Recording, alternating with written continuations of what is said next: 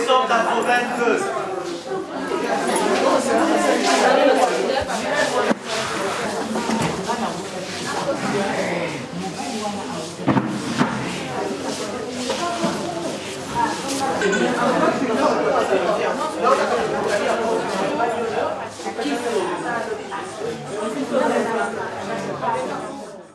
Le concept de centre de traitement ambulatoire, en abrégé CTA, remonte aux années 90.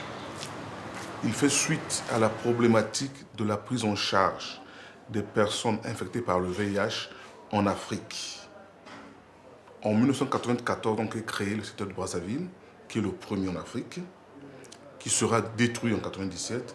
C'est en 1998 que la Croix-Rouge française, à la demande des autorités politiques congolaises, notamment du chef de l'État, le président Sassou Nguesso, que la Croix-Rouge va réhabiliter le centre de Brazzaville avec le concours financier de la société Total.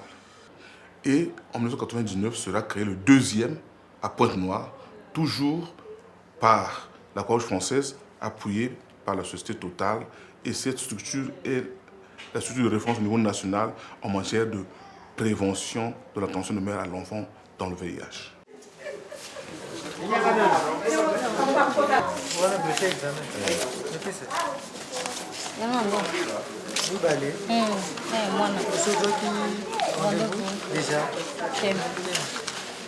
Aujourd'hui, les CTA de Brazzaville et Pointe-Noire sont donc les pôles de référence en matière de prise en charge du VIH dans notre pays. Mais ils ont trois missions fondamentales. La première mission, c'est une offre de soins pluridisciplinaire. La deuxième mission, c'est un pôle de prévention par la mobilisation communautaire et des malades sous traitement qui portent mieux pour apporter le message. Et enfin, la troisième mission, c'est le renforcement des capacités nationales et étrangères.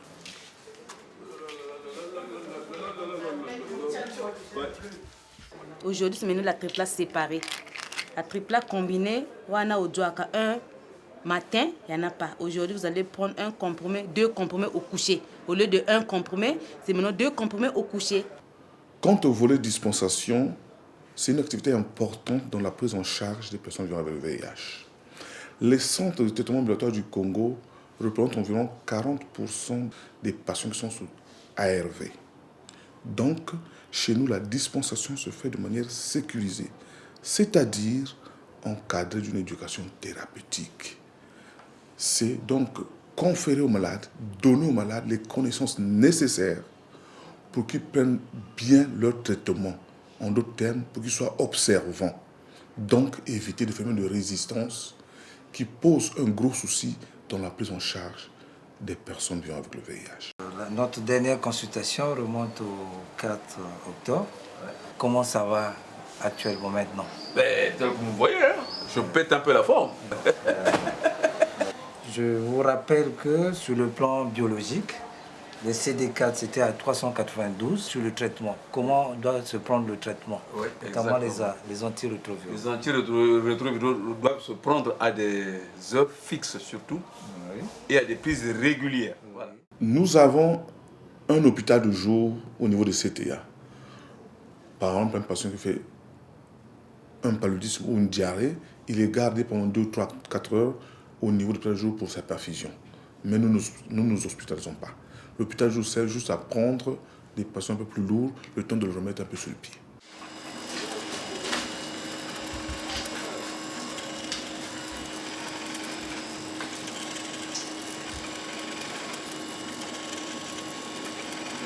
Concernant le suivi biologique, il faut dire que nous avons tout sur place.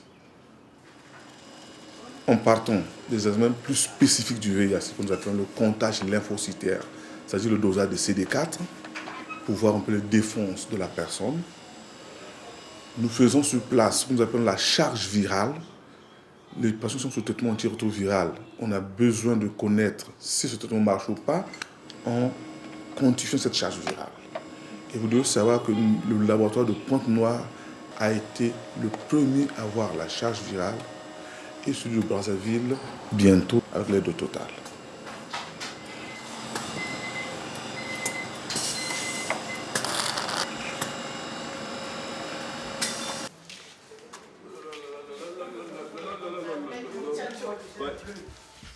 La prise en charge psychologique de nos patients se résume grosso modo par des consultations initiales et de suivi, par des entretiens psychologiques et d'annonce de la séropositivité à nos enfants. Lorsqu'on t'avait dit que tu avais le virus, comment tu t'es senti? Rien. Rien. Ah ok. Et tu savais très bien, donc, depuis un certain temps, depuis qu'on t'avait informé que tu avais le virus, donc tu avais pris conscience et tu prends les médicaments normalement. Très bien. Et que tu es en train de grandir aussi normalement, il n'y a aucun signe qui montre que tu as le virus, n'est-ce pas?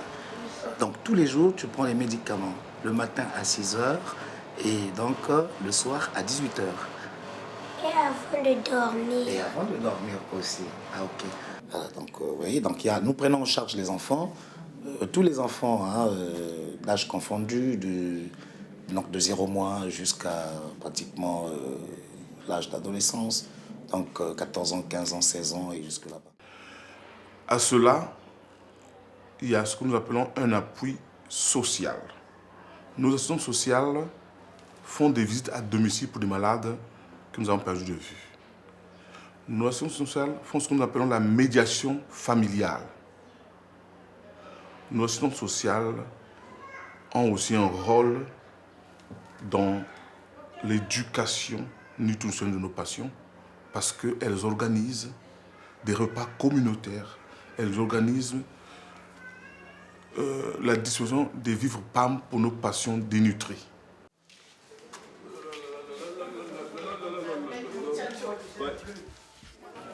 Toute cette prise en charge globale de nos patients, en partant du médical, du psychologique, du social, du nutritionnel, est possible grâce à l'appui du gouvernement congolais par le biais du ministère de la Santé, grâce à l'appui technique de la Croix-Rouge française et les autres partenaires tels que Total, qui a réhabilité Brazzaville en 1997, qui a financé la construction de notre labo de Brazzaville et la construction du labo de Pointe-Noire.